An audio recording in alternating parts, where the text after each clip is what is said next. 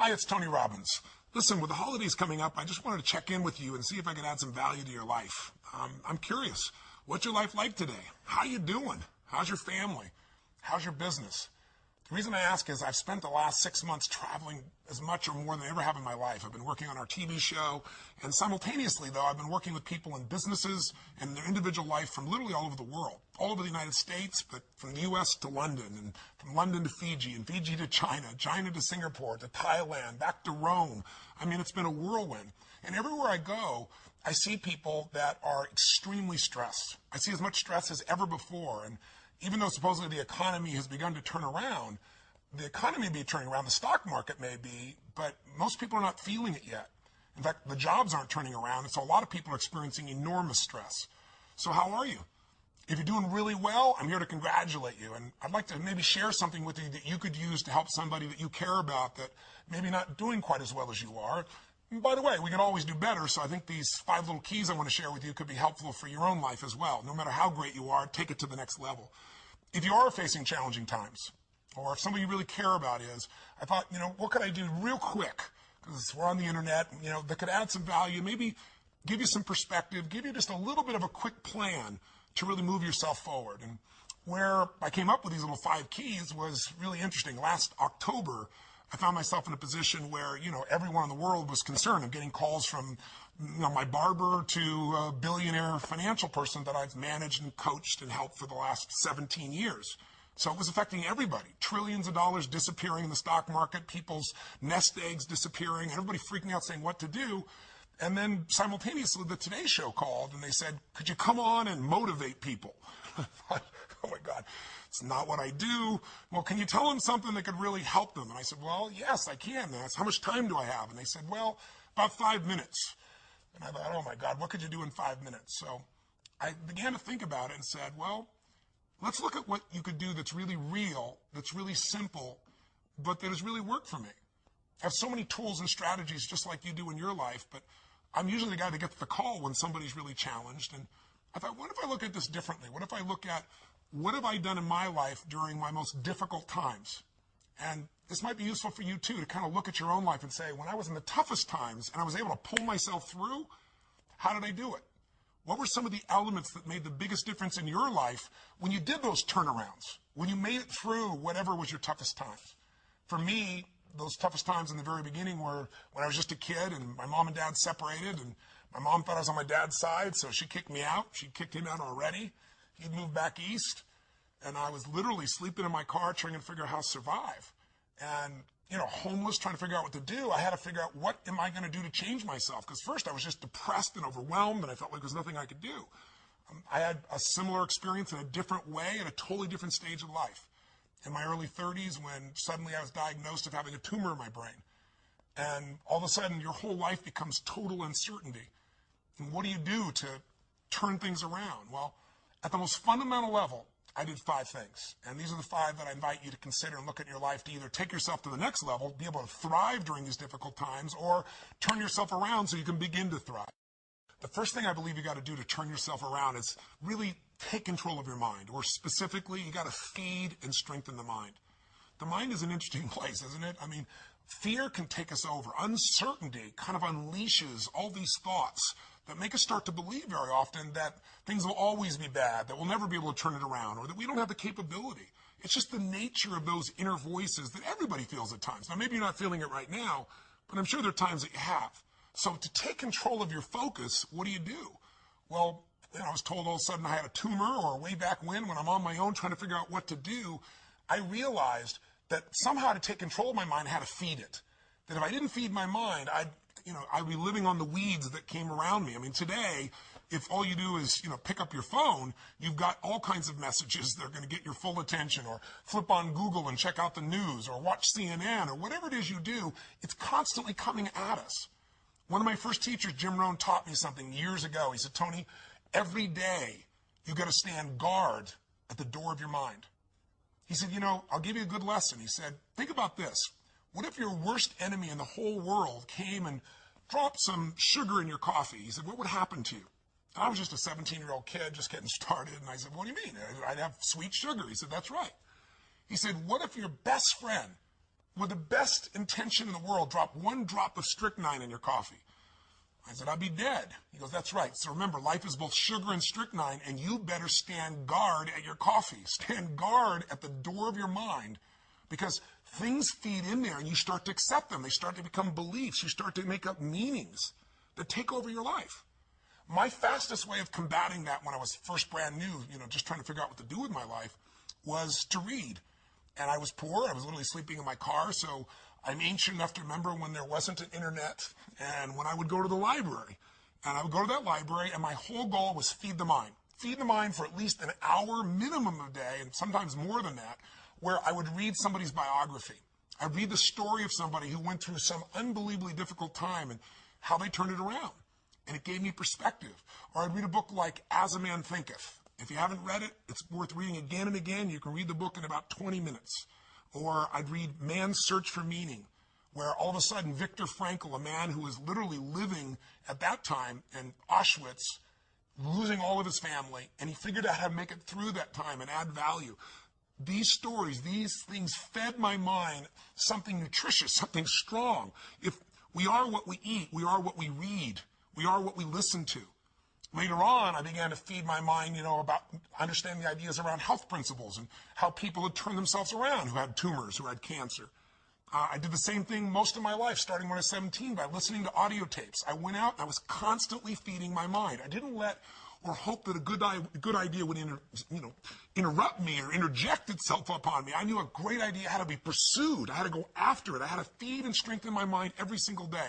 So I did it with audio tapes. I did it with books. And I did it by literally doing incantations, saying to myself something over and over again with such intensity till my mind began to believe it.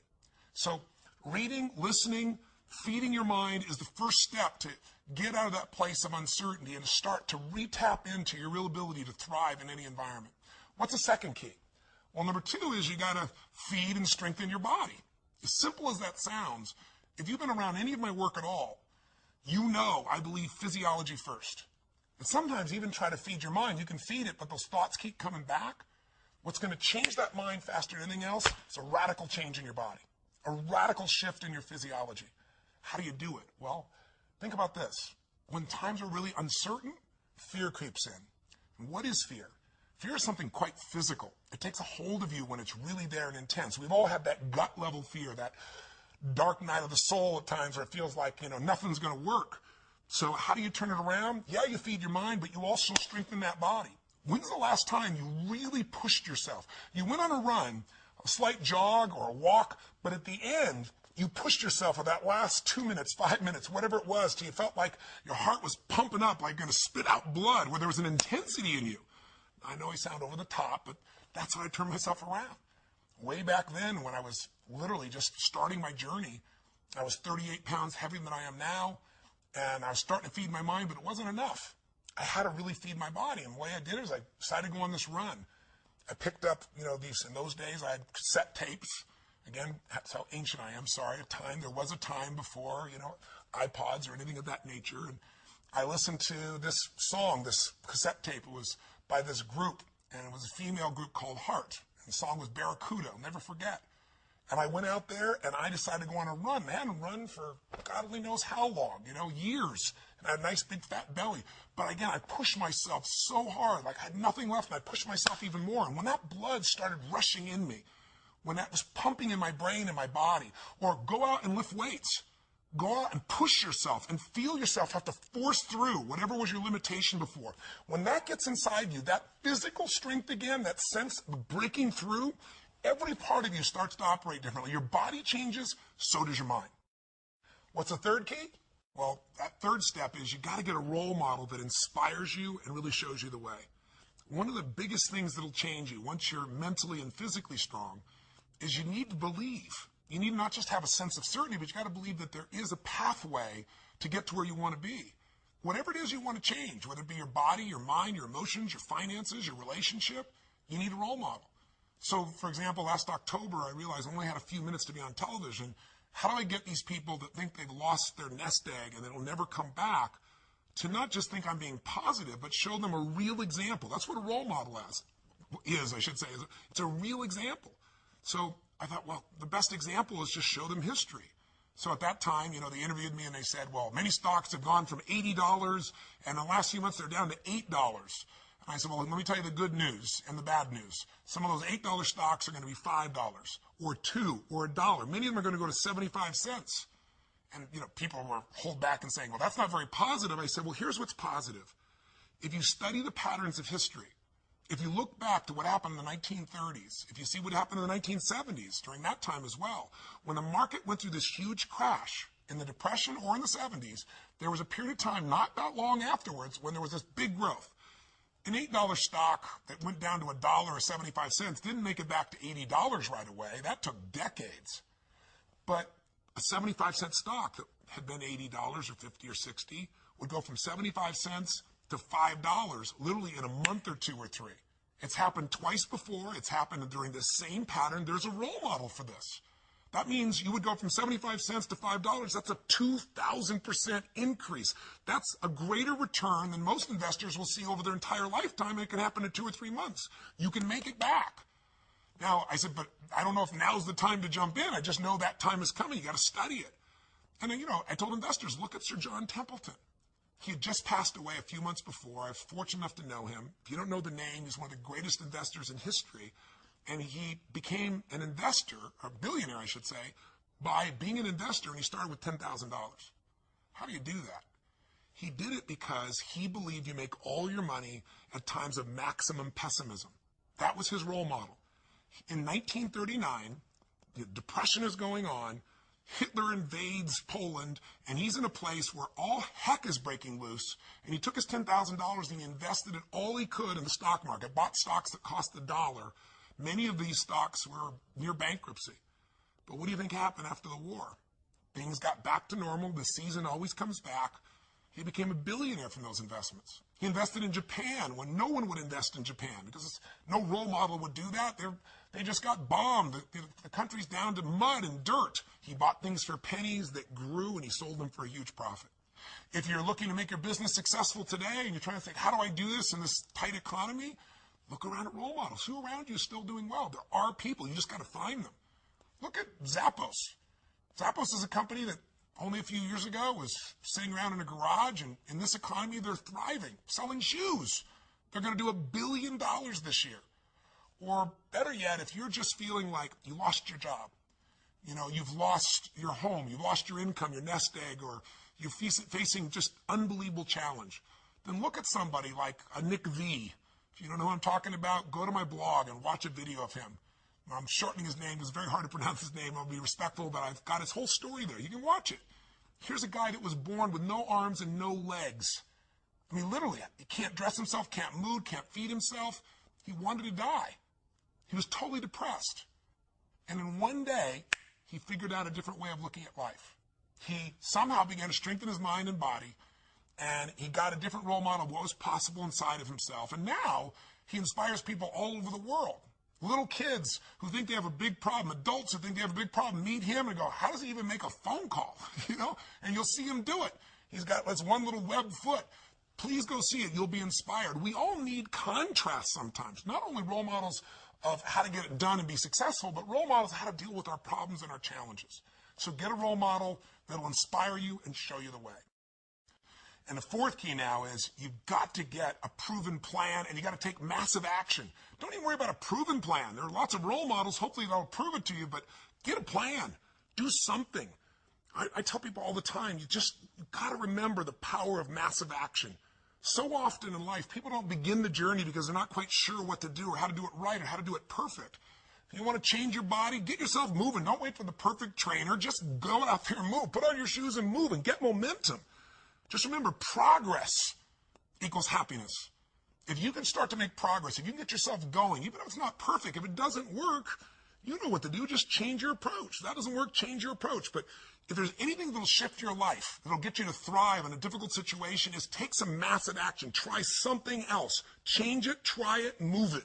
I go on and on this, but I'll be respectful to your time, so let me give you the final key, number 5. Number 5, I think, is the most important of all. So just to remind you, first thing you got to do is feed and strengthen that mind. Read, listen, feed the mind. Take control of that focus. Stand guard at what other people are saying. Focus on what it is you're here to give, what you can control, what you can make happen. Number 2, Feed and strengthen that body. Remember, fear, uncertainty, they're physical experiences. So the best way to deal with something physical is get physical. Change that body. Go lift some weights. Go for that run. Do something that's going to get you in that state. If you've been to our seminars, you know exactly what to do. But get that hour of power going, that 15 minutes to thrive, if you're familiar with that, to train your body and mind to be strong again. Number 3, make sure you put yourself in that position where you find a role model that's going to inspire you and show you that way. Maybe it's a contrasting role model. You think your life's so tough? Find somebody with tougher who's really turned it around. Or maybe it's just somebody who's really succeeded, that you can now see there is a way. There's a way through. There's a way to make this happen, even in the toughest times. There's always a way. 4, make sure you get yourself into action. Get a plan, take massive action. And then number 5, most importantly of all of them, feed your spirit. Feed and strengthen your spirit. And there's only one way to do that. It's to find what you're grateful for and to take time, whether it be prayer for you or just taking a moment to think about what it is that's so lucky in your life. There's a rejuvenation in our spirit when we stop taking things for granted. And when most importantly, what feeds your spirit is to give, to find a way to do something for someone else who's worse off than you are.